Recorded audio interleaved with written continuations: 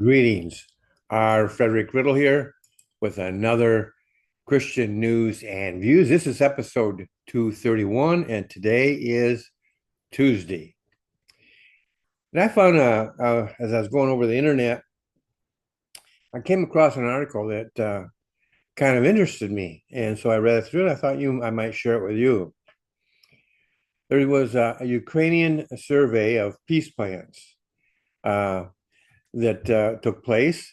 And this survey found that 75% of respondents reject the Russian proposal, while only 17% said they would be willing to accept it. So this is a survey of public opinion in Ukraine. So it's not Americans, it's the Ukrainians who are responding. The survey of public opinion presented two condensed versions of competing proposals, one reflecting Russia's terms and the other aligning with Ukraine's and Europe's positions. Respondents were randomly presented with one of the two versions without knowing the source.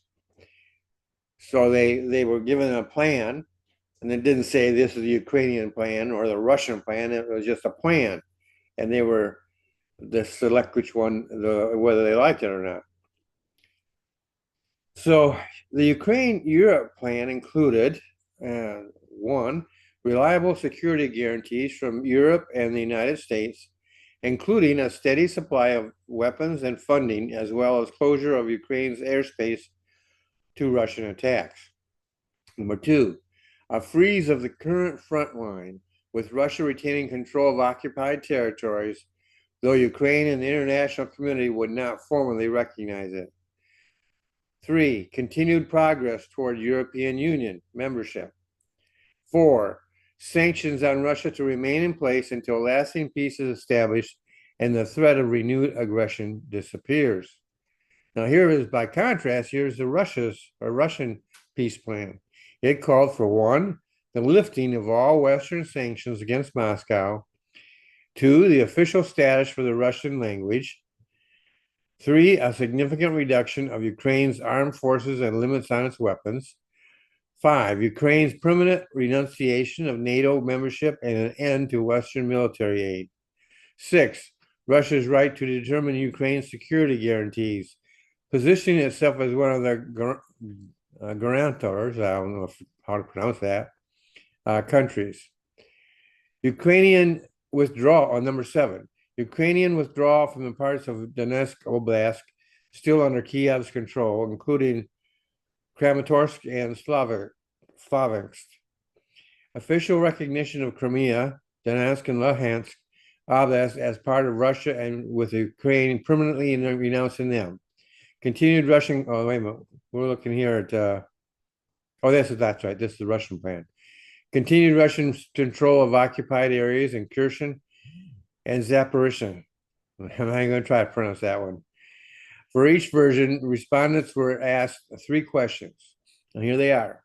Number one, how acceptable they found the plan, how successful or unsuccessful it would be for Ukraine, and whether they believed Russia would launch another attack under such conditions. The poll showed that 74% of Ukrainians, though often without enthusiasm, said they were prepared to approve the Ukraine-Europe proposal. Only 15% opposed it outright. Support for the Ukraine-Europe plan and rejection of Russia's terms was consistent nationwide. Between 61% and 80% of respondents across all regions rejected Moscow's proposal, while 72% to 77% expressed readiness to back the Ukraine-Europe plan. So here's my opinion. The perfect plan would have been total rejection of Russia. Kick them out of Ukraine and put all sorts of sanctions and everything else on them, and even bring down the Putin government. Force them to replace him with somebody else. That's not going to happen. The Ukraine-European plan looks like the best we can expect. So we hold our noses and agree on that plan. Yes, it stinks, but realities are what they are. Whether this poll will impact negotiations or not remain to be seen. Russia, and by that I mean Putin, wants to win the war through diplomacy, to snatch victory from defeat. Their peace plan is no peace plan at all. So I will side with the European or the Ukraine-European plan. So basically, what we're looking at here is two different plans. One is total and abject surrender to Russia. Although Russia has not been able to impose its will on Ukraine militarily, this would allow them to succeed. They would get their total victory that they've wanted all along, and that will be through diplomacy rather than through military might. And like I said, snatching victory from defeat.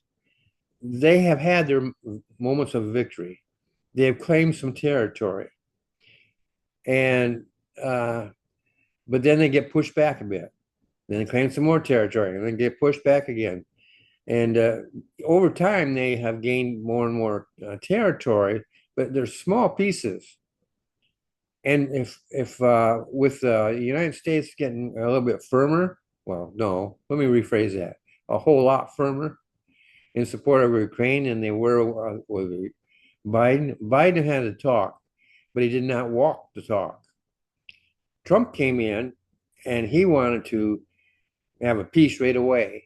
He soon found if he didn't suspect early on, he soon found that Putin cannot be negotiated with. Not too long ago, I did a little sarcastic opinion about Putin, why he doesn't understand why Ukraine doesn't like him. He signs agreements and then he doesn't back them up. This war itself is a violation of an agreement he made. I think he signed in 2014, and he just didn't keep it. Agreements with him only last as long as he thinks it's to his benefit for them to last. Now, so any plan that they come up with, they're going to have some way of monitoring it to make sure that Russia does not decide, oh, well, that doesn't fit our needs anymore, so we're just going to toss that and we'll go back on the offensive again. They got to understand that when they do that, they have a price to pay. Now, I'm taking the stance of being in favor of the peace plan that Ukraine and Europe have come up with. It's not the best plan, but it's the best that's available. And what I am understanding from my knowledge of the Bible is that, excuse me, there will come a time when Russia, whether Putin's there or not, will turn its eyes to the south and look at Israel.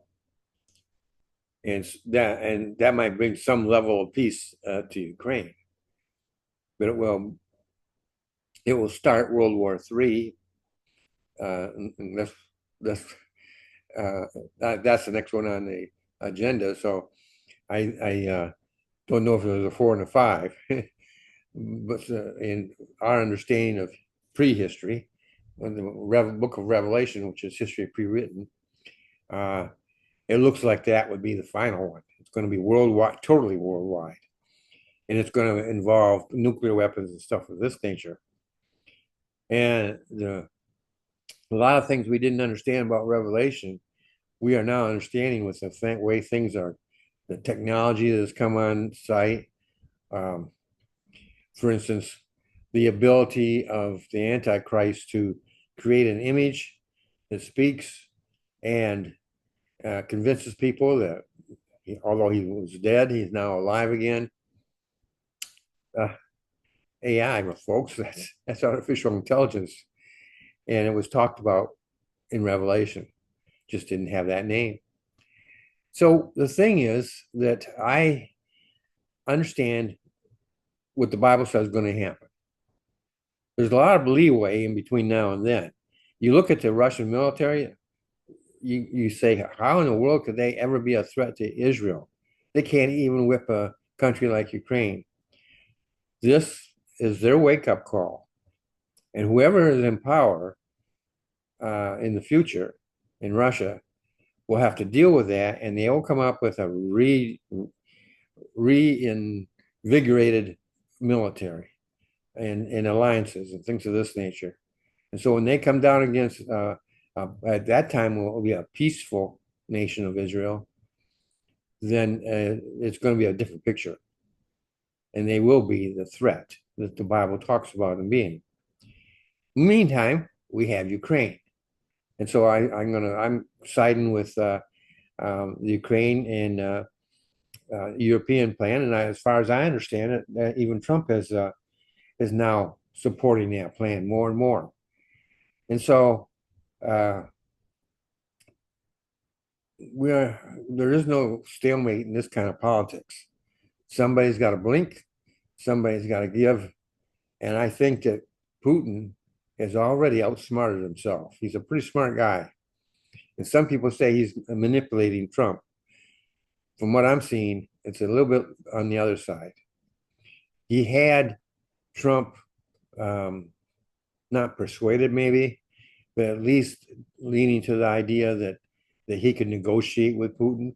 But Putin overplayed his hand, and now Trump sees him for what he is, and I think you're going to find a much stronger stance, even in the last half of Trump's administration.